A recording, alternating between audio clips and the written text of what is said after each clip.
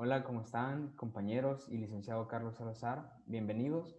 Esta es mi presentación de la defensa de mi perfil de tesis para la cátedra de seminario del ciclo 2 del año 2020. Sin más que decir, sin más que agregar, empecemos. El tema de la investigación sería cuantificación del carbono en los manglares del bosque Ayacachapa, de la playa Barra Salada, Sonsonate, en El Salvador. Antes de entrar de lleno en el perfil y en la investigación, hay que tener claro un concepto. ¿Qué es el carbono azul? Pues como ya sabemos, todos los bosques y los organismos vegetales tienen la capacidad de obtener el CO2 atmosférico y acumularlo, ya sea en su biomasa o en el ecosistema. Pues el carbono azul se refiere a nada más y nada menos que el carbono acumulado en estos ecosistemas presentes en los litorales de las zonas trópicas, como por ejemplo los manglares, las marismas y pastos marinos. Y esos, como cualquier organismo vegetal, se puede guardar en suelo, en la biomasa aérea, como en las hojas, ramas y tallos, en la biomasa subterránea, que tienen que ser viva, como por ejemplo las raíces, y también la biomasa muerta, como el detritus o la madera muerta. Ahora, pero ¿por qué es importante el carbono azul y más concretamente el carbono en los manglares? Bueno, empecemos un poco con los manglares en sí. El CO2, como ya conocemos, es un gas del efecto invernadero, es la forma inorgánica del carbono en la atmósfera. Y esto nos afecta bastante a nosotros, ya que nosotros como organismos aerobios no somos capaces de, de captar este CO2 y procesarlo con nuestro organismo. Es más, este gas en altas concentraciones es extremadamente tóxico para nosotros. Pero los organismos vegetales tienen esta capacidad, bueno, más que todo la capacidad es una necesidad de obtener CO2 y acumularlo a su biomasa como carbono orgánico y en algunos casos carbono inorgánico, dependiendo de la especie. Pero más que todo, los manglares tienen, logran obtener este CO2 y lo logran fijar tanto en su biomasa como en el suelo. Ahora, los manglares y los ecosistemas que logran obtener o captar carbono azul, por así decirlo, tienen la capacidad de fijar este carbón en el ecosistema por largos periodos de tiempo que incluso algunos investigadores piensan que es por miles de años. ¿Y esto en qué nos afecta? Bueno, esto nos lleva al punto número 2. Todos sabemos que el planeta, gracias a la industrialización y algunas otras prácticas no tan amigables con el medio ambiente, está llevando a cabo un proceso que es el cambio climático. El CO2, ya habíamos mencionado antes, que es uno de los gases que más aportan a este cambio climático debido a que es un gas de efecto invernadero. Los manglares, al captar este gas de efecto invernadero, logran mantenerlo de una forma orgánica, de una forma sólida en la cual nosotros no lo podemos respirar y no está en la atmósfera, evitando así o capturando este gas de efecto invernadero. Y esto los transforma en bancos de carbono, que son bastante importantes a largo plazo. Pero hablemos un poco más a corto plazo, el componente socioeconómico. ¿Cómo nos afectan los manglares en un componente socioeconómico? Bueno, aquí como está en la imagen, podemos ver la importancia de estos manglares. Vemos en la imagen de arriba como la marea, esta agua representa el mar, como la marea azota la costa, pero gracias a los manglares estos logran detenerla. En ecología forestal hay una técnica de restauración ecológica que se ocupa cuando el terreno es susceptible a incendios. Usualmente los vientos son propagadores bastante eficaces del fuego. Entonces, se hace una línea de árboles, la cual evita que el viento corra. Este viento se detiene y así el fuego no se propaga. Pues de una manera similar, solo que con el mar, con el agua, así trabajan los manglares. Estos logran detener el impacto fuerte de la marea y evita así que en lugares con alta carga turística, como por ejemplo Cancún o manglares o las playas de Indonesia, que son bastante turísticas, tengan estos efectos negativos de los fenómenos naturales, como por ejemplo tsunamis o mareas vivas, que es algo totalmente natural. Ya sin ir tanto a los lugares donde hay una carga grande de turismo, podemos hablar en sitios como los nuestros, en donde bastantes manglares están a la par de zonas rurales, de cantones. ¿Cómo aportan los manglares al componente socioeconómico? Bueno, pues para empezar, estas personas, al estar usualmente alejadas de las urbes o de lugares con acceso a recursos cotidianos como los súperes, estas personas no tienen la ventaja de consumir gas propano o en todo caso la energía eléctrica es muy cara para ellos o no tienen el poder adquisitivo de obtener una cocina de gas o cocina eléctrica, por lo que ellos cocinan a leña, aunque esto no es correcto porque los manglares son especies protegidas tanto nacional como internacionalmente. Las personas aún así subsisten y cocinan sus alimentos con madera de manglar.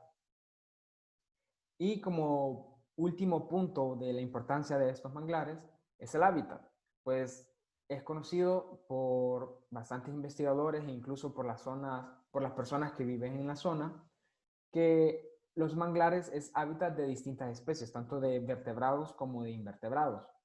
Por ejemplo, es conocido que el cocodrilo zacutus, una especie de reptil bastante importante para las Américas, habita y anida en estos lugares, en estos sitios, en los manglares. Ahora, con este conocimiento podemos saber que la cantidad de carbono azul que se aloja en los manglares es una información pertinente e importante para respaldar acciones tomadas tanto en proyectos de mitigación como en proyectos de cambio climático. Esta información tiene que llegar a los tomadores de decisiones, sea regionales, municipales o incluso rurales de la zona, ya que con esto se tiene la base para respaldar las acciones tomadas en estos proyectos. Ya con esta información, con un poco de planteamiento del problema, llegamos a la pregunta de investigación, que es ¿cuánto carbono es alojado en los manglares del bosque Ayacachapa, en la playa Barra Salada? Bueno, para lograr responder a esta pregunta, se han propuesto ciertos objetivos. Como general, tenemos identificar la cantidad de carbono azul alojado en los manglares del bosque Ayacachapa, en Sonsonate, en El Salvador. Y para lograr este objetivo general, se han definido 3 objetivos específicos. El primero es definir la cantidad de carbono azul alojado en el subsuelo. El segundo es calcular el carbono azul aéreo utilizando ecuaciones alométricas. Y como último, es conocer la distribución de las distintas especies de manglar en el bosque Ayacachapa. Ahora entraríamos a la parte de justificación.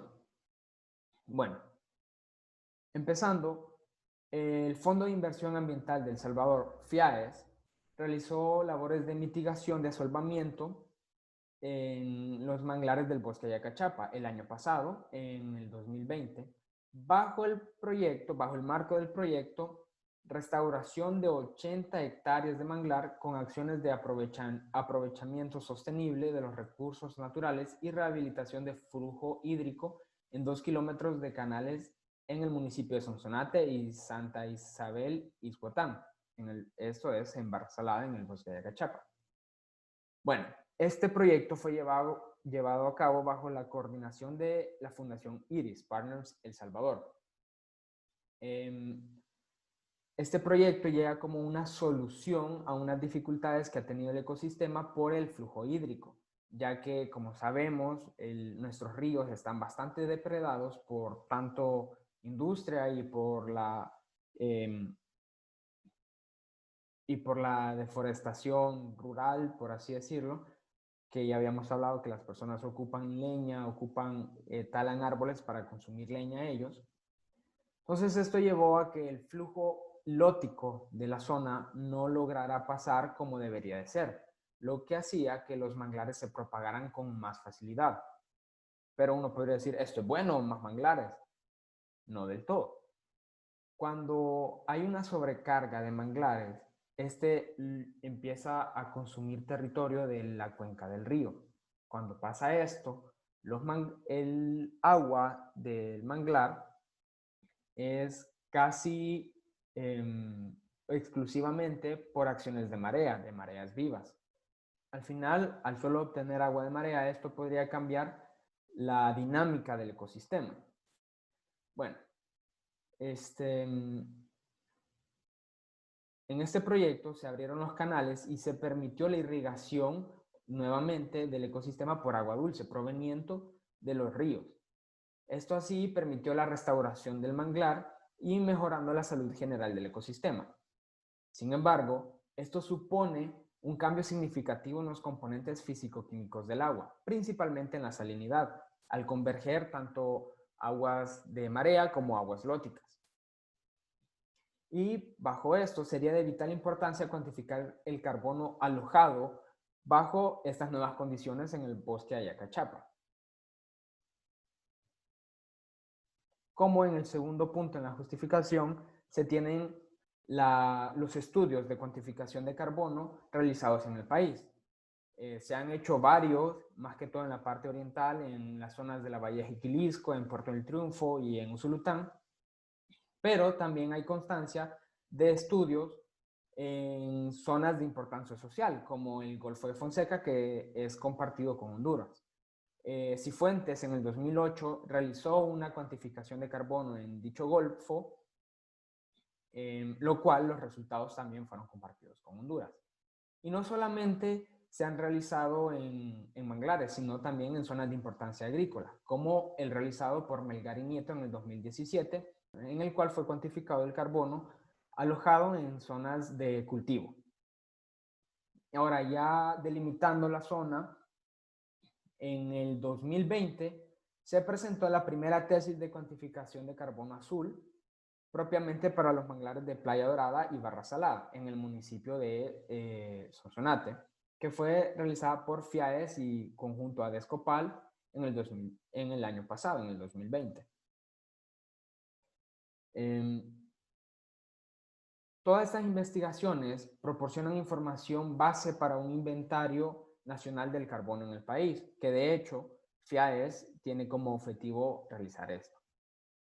Sin embargo, para lograr este objetivo es imprescindible incrementar y determinar los registros nuevos de cuantificación de carbono, lo que correspondería al objetivo principal de esta investigación, siempre y cuando logre asistir a la creación de este inventario. Ya una vez se tiene en cuenta la importancia ecológica, social y económica que presentan estos ecosistemas, el presente estudio, la presente investigación, pretende proporcionar información pertinente que los tomadores de decisiones gubernamentales, municipales y rurales tendrán a disposición para obtener un criterio más amplio sobre la conservación de los ecosistemas del manglar del país y el papel fundamental que estos juegan en la mitigación de impactos por el cambio climático. Por lo tanto, es preciso levantar información descriptiva que cuantifique la cantidad de carbono secuestrado en los bosques de manglar en la playa Barra Salada del municipio de Sonsonate, en el departamento de Sonsonate. Ahora entraríamos un poco en el marco de referencia. Primeramente tocando la definición de bosque de manglar. Ya hablamos un poco acerca de el carbono azul, que sabemos que este es alojado en los bosques de manglar. Entonces, el término manglar se refiere a un conjunto de árboles o arbustos tropicales. Estos crecen en las zonas intermareales. Son aproximadamente 16 familias y alrededor de 40 o 50 especies.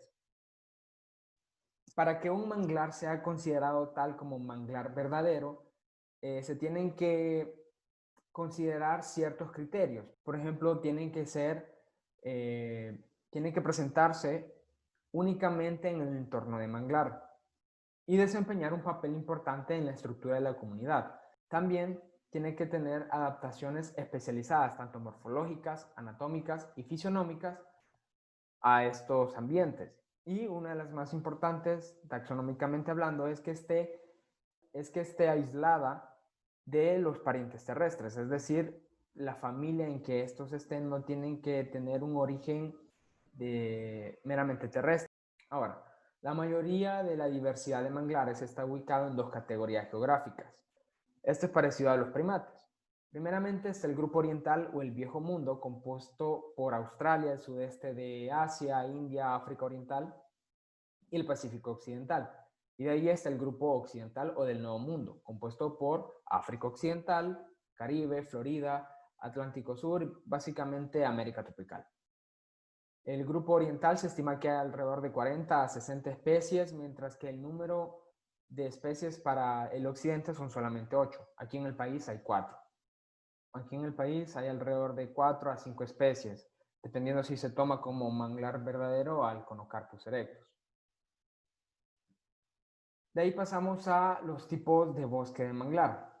Bueno, los ecosistemas de manglar presentan una gran variedad en estructuras forestales. Estos responden a parámetros ambientales, tanto físicos y químicos del agua y del sustrato donde crecen. Estos factores incluyen concentraciones de nutrientes aportados por los ríos o escurrimientos terrígenos. También dependen del nivel topográfico, de frecuencia y periodos de inundación por la marea y precipitación e intensidad de evaporación. Ahora, los manglares también varían dentro de su comunidad, lo que origina distintos tipos fisionómicos de bosque con base a su densidad, área basal y altura. Una clasificación común es la de Lugo y Snedeker, que las caracteriza como manglar ribereño, manglar de cuenca, manglar de islotes y manglar de borde. Ahora vamos a ver un poco de cada uno. El manglar de borde es el manglar más común en el país.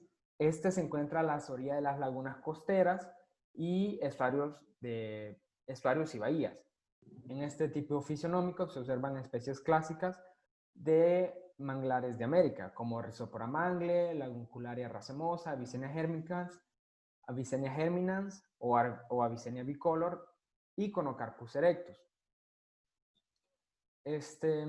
En función de la geomorfología y del balance hídrico, va a depender del ancho del bosque.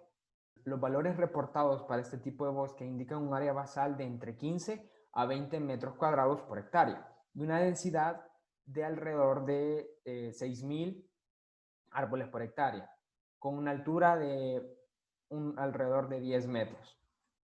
Aquí tenemos en imagen un tipo de manglar de borde.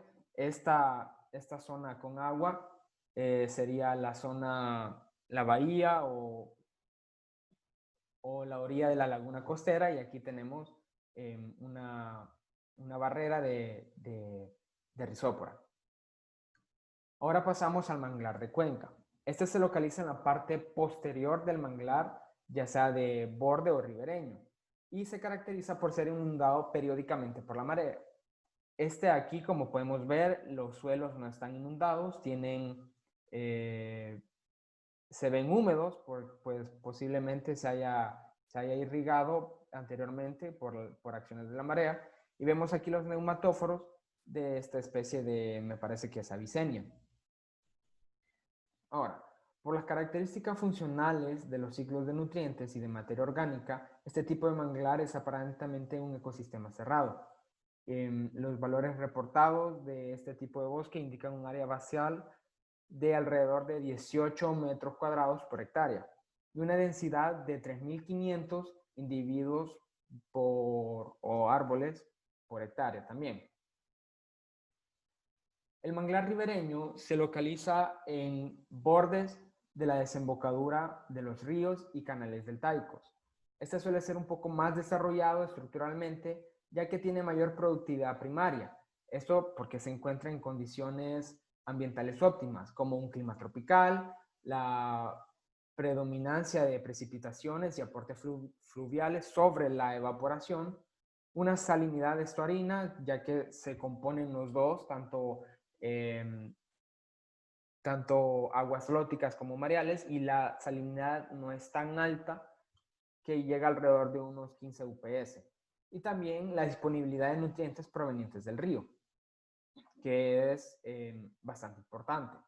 Los valores reportados para este tipo de manglar indican una área basal de 40 metros cuadrados por hectárea y una densidad de alrededor de 2.000 árboles por hectárea. Como vemos, es una gran diferencia entre los manglares anteriormente mencionados, ya que la productividad, como habíamos dicho, suele ser mayor. Por último, tenemos a los manglares de islotes. Este es de los manglares menos comunes, por lo menos aquí en América, y esto se localiza en barras, islas e islotes aislados. En general, es monoespecífico, ya que está constantemente afectado por las corrientes de marea y por la situación en que se encuentra, su desarrollo está limitado por la escasa disponibilidad de nutrientes, que usualmente viene por el reciclamiento del detritus que trae la marea. Ok, ya tocamos los puntos de los tipos de manglares. Hoy vamos a los manglares en barra salada. Para empezar, los bosques de manglar en barra salada cuentan 3 especies: Avicennia germinens, Rhizopora mangle y Conocarpus erectus. La categoría de este bosque de manglar se denomina como mangle denso de tipo alto, con alturas de 10 a 25 metros. Aunque este bosque de manglar presenta 3 especies de mangle, se ha convertido en monoespecífico, ya que la especie predominante es Avicennia germinans, lo cual vuelve un poco susceptible a este bosque a actividades antropogénicas y a fenómenos naturales como plagas. Los individuos de Rhizopora mangle están presentes en la parte del estero y en las orillas de los canales. Presenta una cantidad relativamente baja a comparación de la extensión del bosque. La especie Conocarpus erectus está presente en el límite del bosque y en las viviendas que rodean a este bosque usualmente tienen a esta especie como ornamento. Ahora ya dejamos un poco de lado los ecosistemas de manglar y nos enfocamos un poco más en el carbono, en los manglares. Pues en la zona intermareal, estos bosques de manglar son considerados como los ecosistemas más boscosos y más extensos y de mayor biomasa y productividad, por lo que en la actualidad se consideran importantes sumideros de carbono o bancos de carbono. Los almacenes de carbono orgánico en los bosques de manglar se encuentran en distintos componentes. Puede ser el componente aéreo, como es la biomasa en los árboles vivos y en los árboles muertos. También incluyen las hojas, neumatóforos, raíces adventicias y ramas. También puede ser considerada como el componente subterráneo, que es el sedimento y la biomasa de las raíces. El carbono azul, más que todo el carbono acumulado en los manglares, es bastante parecido al carbono capturado en ecosistemas terrestres, con la diferencia en que estos ecosistemas terrestres guardan el carbono por periodos relativamente cortos, desde algunos años hasta unas décadas. Sin embargo, el carbono secuestrado en los suelos del manglar puede quedar atrapado por periodos bastante largos, de cientos de años hasta algunos investigadores dicen que miles, haciendo esto una cantidad considerable de carbono. Pues los manglares son capaces de alojar un promedio de 391 a 438 megagramos de carbono por hectárea. Los manglares tienen una tasa anual de captación de carbono de alrededor de 26.7 megagramos de carbono por hectárea, siempre para la región centroamericana. Usualmente en la zona oriental del mundo, en los manglares de Indonesia, de Bangladesh, esta productividad es aún mayor. Sin embargo, esto corresponde de unas 4 a 5 veces la cantidad de carbono alojada en los ecosistemas terrestres. Siempre, es decir, la cantidad de carbono alojada o secuestrado por los ecosistemas de manglar centroamericanos, que en realidad es una cantidad relativamente baja comparada a otros ecosistemas de manglar, es de 4 a 5 veces mayor a la cantidad promedio secuestrado por otros ecosistemas terrestres. Incluso varios estudios indican que la magnitud del potencial del carbono de los manglares representa hasta un 60% de las mayores existencias de carbono reportados hasta ahora. Pero ¿a qué se debe esta diferencia de acumulación de carbono en estos distintos ecosistemas, ya sea en el ecosistema terrestre contra el ecosistema de manglar? La diferencia está en que en los ecosistemas terrestres hay una alta disponibilidad de oxígeno en el suelo, lo que permite la oxidación aerobia microbiana de carbono, y esto se libera de vuelta a la atmósfera como CO2. No obstante, en los ecosistemas de carbono azul, más que todo en los manglares, hay un nivel muy bajo de oxígeno debido al estado anaerobio del suelo. Y esto hace que no haya esta descomposición de carbono orgánico en carbono inorgánico. Y esto hace que aumente de forma vertical desde los distintos horizontes del suelo y a una gran velocidad, lo que da lugar a una acumulación continua a través del tiempo. Es decir, no se oxida, no se libera, queda acumulado, queda guardado. Y esto nos lleva al carbono subterráneo, pues en general es el más importante o donde se guarda mayor parte del carbono en el ecosistema de manglar. La medición de este factor es indispensable para determinar la dinámica a largo plazo del cambio climático y el manejo del uso del suelo. El suelo de los manglares, como ya habíamos dicho, es de vital importancia. Ahí se encuentra por lo general las reservas de carbono del ecosistema, se encuentran un 50% e inclusive a veces puede llegar hasta el 90% de la reserva total de carbono del ecosistema. Ya entrando más concretamente al carbono, vamos con el ciclo de carbono. Como sabemos, el carbono es el elemento químico clave en los compuestos de la naturaleza orgánica. Este circula entre el océano, atmósfera, el suelo y el subsuelo.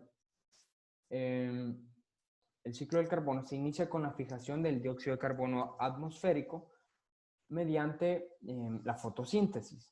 Este se realiza por plantas y algunos microorganismos. En la fotosíntesis, el dióxido de carbono y el agua reaccionan para formar carbohidratos y a la vez liberar oxígeno, que este va a la atmósfera. Parte de estos carbohidratos son consumidos directamente para suministrar energía a la planta. Este, ya lo conocemos, es la fotosíntesis que todos hemos estudiado desde el bachillerato. Sin embargo, lo que nos importa aquí es la última fase, por así decirlo, del ciclo del carbono, que es la respiración o el consumo de este carbono para la liberación nuevamente del dióxido de carbono. Acá tenemos como el CO2 entra o está presente en la atmósfera, hay fotosíntesis, hay liberación de oxígeno y este oxígeno es respirado por los animales y se libera otra vez a la atmósfera o al océano. Lo interesante acá es que en los bosques de manglar, por las condiciones anaerobias que hay, no hay oxidación de materia orgánica. Sí hay respiración por los organismos que estén presentes ahí, pero no hay, no se descompone de una forma aeróbia la materia muerta que queda en el suelo. Entonces, si hay, se encuentra en cantidades despreciables y da resultado la acumulación continua a través del tiempo. Esto no sucede en el ecosistema terrestre. Aquí tenemos esta imagen, que esta imagen de la izquierda es un suelo que tiene condiciones anaerobias, vemos cómo está compactado. Aquí no hay mucha descomposición de materia orgánica. En cambio, en esta, que sí hay una buena oxigenación, hay buena areación, y hay bastante descomposición de materia orgánica. Finalmente, para concluir con la parte del marco de referencia, tenemos a la alometría. La alometría es en sí la tasa de crecimiento de una parte de un organismo que es proporcional a otra. Esta teoría es básica para las relaciones alométricas y por lo tanto el diámetro del tronco y del árbol, por ejemplo, están altamente relacionados con el peso del tronco. Sin embargo, estas relaciones alométricas a menudo muestran dependencia del sitio o de especie. Cada especie forestal tiene ecuaciones alométricas específicas, distintas, inclusive dependiendo de la región en que estos se encuentran. En el caso de los manglares no es excepción. Estas son creadas basándose en las especies, en las especies y sus regiones. Acá tenemos una tabla con las ecuaciones alométricas para las especies de aquí de la región centroamericana. Por ejemplo, tenemos esta ecuación general que es para América, que la biomasa es igual a 0.168 por la gravedad específica, por el diámetro, por 2.471. Y así para Visenia germinans, Chrysopora mangle, Laguncularia racemosa y otras. Y para biomasa bajo suelo tenemos aquí para raíces en general y para raíces de Rhizopora. Aquí tenemos que D es igual a... Un momento, ¿qué pasa? D es igual al diámetro a la altura del pecho del árbol, P es a gravedad específica, B es igual a biomasa y R es radio, que se estima a partir del diámetro. Una vez concluido el marco de referencia y teniendo ya toda la documentación acerca del tema, llegamos a las hipótesis. Como primero tenemos la hipótesis de investigación, que dice que la cantidad de carbono, que propone que la cantidad de carbono alojado en los manglares del bosque Ayacachapa en la playa Barra Salada es mayor al promedio de carbono alojado en los manglares de la región centroamericana.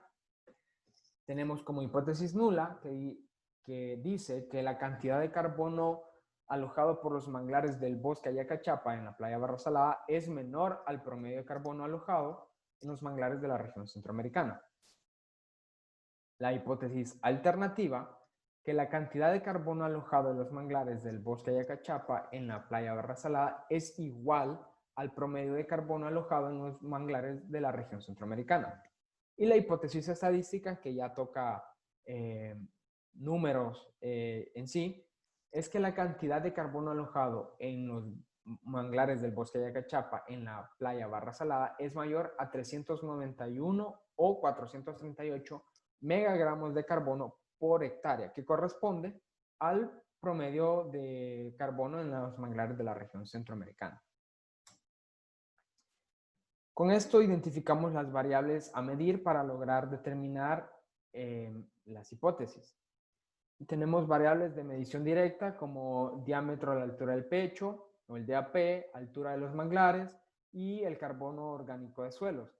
Estas son variables que se pueden obtener directamente por el investigador sin medir otras variables. Si se tienen las herramientas correctas, estos datos salen directamente hacia el investigador. Sin embargo, también se identifican variables de medición indirecta, que son variables que se van a obtener bajo ecuaciones matemáticas, obteniendo datos de otras variables de toma directa, como es la biomasa aérea, biomasa subterránea, la densidad específica de madera y la densidad específica del suelo. Se puede decir que para los propósitos de esta investigación, las variables a ocupar son todas cuantitativas de tipo continuo, ya que se pueden obtener datos con fracciones decimales y no obligatoriamente deben de usarse números enteros.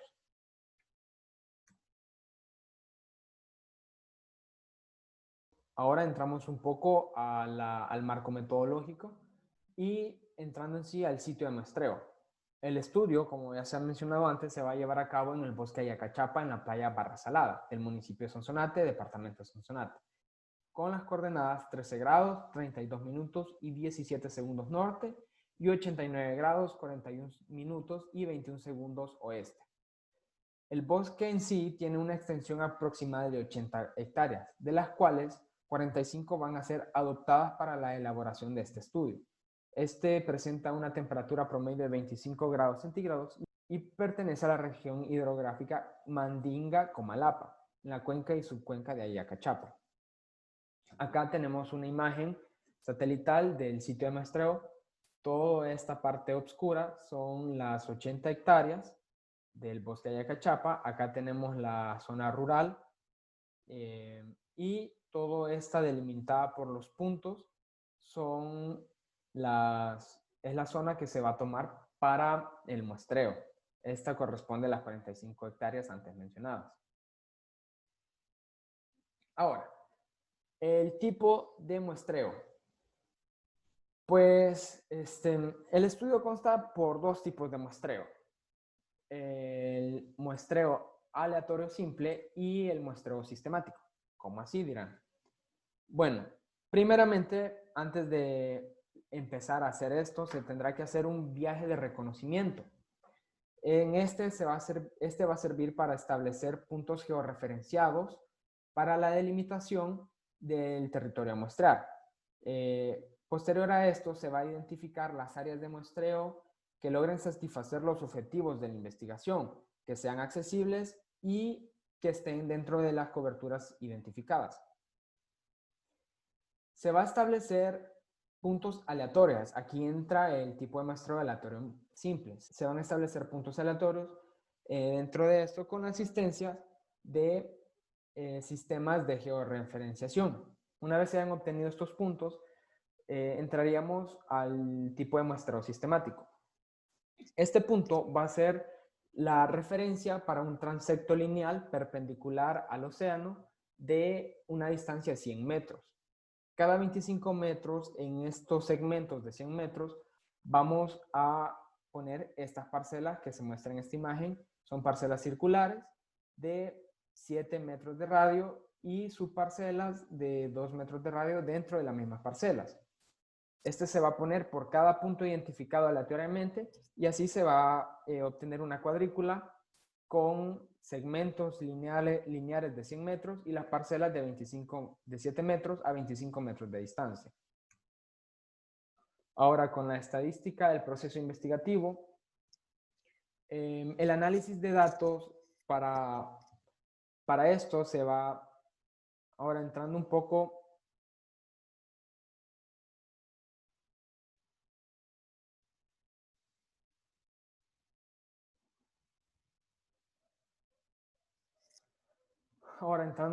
en la estadística de esto, se va a ocupar la técnica de recolección de información que se pretende usar es la de observación. Esta técnica es útil para estos tipos de muestreo, para estos tipos de investigaciones, en la cual consiste de observar los fenómenos a estudiar en su entorno, ya sea con una alteración deliberada por el investigador o siguiendo el proceso natural del mismo. En este caso, se seguirá el proceso natural del mismo, lo cual llevaría a una investigación del tipo mensurativo. Con esto se procura conocer los datos que presenten las variables a analizar y así asegurar la veracidad de dichos datos obtenidos directamente por el investigador. Ya entrando con la guía de trabajo de campo, la medición del carbono acumulado en un manglar se la realizará una vez se hayan establecido los puntos de cada una de estas parcelas. Ya con esto se tomarán en cuenta los mangles con un diámetro a la altura del pecho o DAP mayor a 5 centímetros. Estos individuos se van a ubicar dentro de las parcelas circulares de 7 metros de radio, mientras que los individuos con un DAP menor a 5 centímetros van a ser considerados dentro de las subparcelas de 2 metros de radio. En cada uno de estos organismos, por cada uno de estos organismos se va a tomar datos como nombre común, nombre científico, DAP, CAP, que es circunferencia a la altura del pecho, y su altura. Ahora, una vez se hayan identificado todos los individuos arbóreos, se va a proceder a la muestra de hojarasca. Estas van a ser siempre dentro de las parcelas circulares. se va a colocar aleatoriamente un marco de PVC de 0.25 metros cuadrados, es decir, 50 por 50. Y se va a recolectar todo el material que se encuentre dentro de este marco. Inmediatamente se va a pesar en fresco, se referenciará la muestra y posteriormente va a ser enviada a un laboratorio para determinar su peso en seco y así utilizarlo para el análisis de carbono total. Finalmente, para obtener las muestras del suelo de manglar, estas se van a extraer con un barreno para suelo no consolidado, como el de esta imagen, ubicando puntos aleatorios siempre dentro de la parcela. Y se obtendrán muestras de distintos estratos del suelo. Se ha considerado por el momento hacer los estratos de 50 centímetros, 1 metro y 1,20 metros de profundidad. Con esto terminaríamos la parte del marco metodológico y entraríamos ya meramente a la parte administrativa. Para esto se ha hecho un cronograma de actividades en el cual se representa de inicio desde la aprobación del tema de tesis al final con el informe final y la defensa de dicha investigación. El proceso llevará alrededor de unos 8 meses y separado por tres actividades principales, que son las actividades antes de la recolección de datos, las actividades de la recolección de datos y las actividades posteriores a la recolección de datos que correspondería a la defensa final y al informe final de la investigación. Se pretende hacer esta investigación de abril a diciembre del presente año si no hay ningún inconveniente o obstáculo a través de este periodo de tiempo. Ya con esto terminaríamos esta parte de la defensa del perfil de tesis. Les agradezco por su atención prestada y les deseo éxitos en sus futuras actividades. Muchas gracias.